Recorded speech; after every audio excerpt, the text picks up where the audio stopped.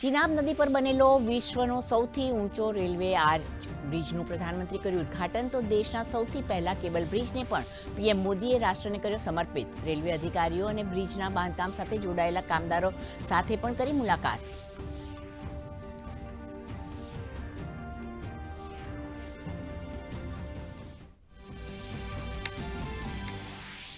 વિશ્વના સૌથી ઊંચા રેલવે બ્રિજ પર દેશની આન બાન અને શાન તિરંગો લહેરાવી પીએમ મોદીએ જીત્યું દેશવાસીઓનું દિલ.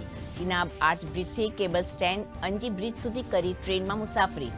ઉધમપુર શ્રીનગર બારામુલ્લા રેલવે લિંક પરિયોજનાનું કર્યું નિરીક્ષણ.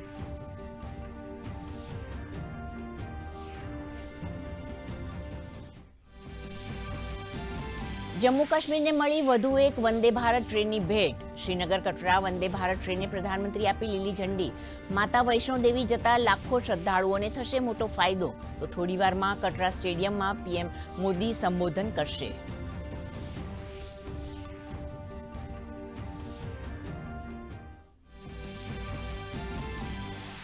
હવે જર્મનીમાં ખુલશે પાકિસ્તાનની પોલ. રવિશંકર પ્રસાદના નેતૃત્વમાં ભારતીય પ્રતિનિધિ મંડળ પાકિસ્તાનને કરશે બેનકાબ. તો શશી થરૂરના ડેલિગેશને અમેરિકાના ઉપરાષ્ટ્રપતિ સાથે આતંકવાદ મુદ્દે કરી ચર્ચા.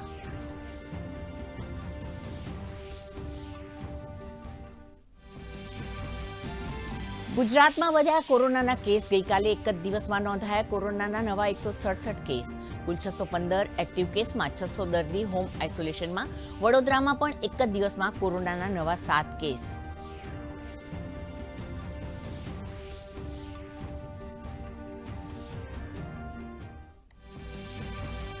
રિઝર્વ બેંક ઓફ ઇન્ડિયાએ લોન ધારકોને આપી વધુ એક રાહત. રેપો રેટ 0.50% ઘટાડી 5.50% કરવાની જાહેરાત. 5 મહિનામાં ત્રીજી વાર રેપો રેટમાં ઘટાડો.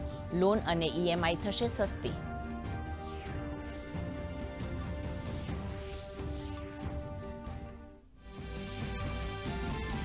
રેપો રેટમાં ઘટાડાની જાહેરાત બાદ ભારતીય શેરબજારમાં તેજીનો માહોલ. સેન્સેક્સમાં 700 પોઈન્ટનો ઉછાળો. નિફ્ટી પણ 25,000ની નજીક.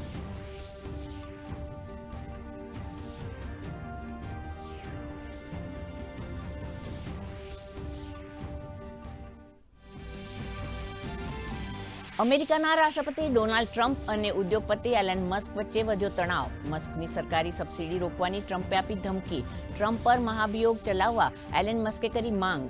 બંને વચ્ચે તણાવના કારણે ટેસ્લાના શેરમાં 14% ઘટાડો.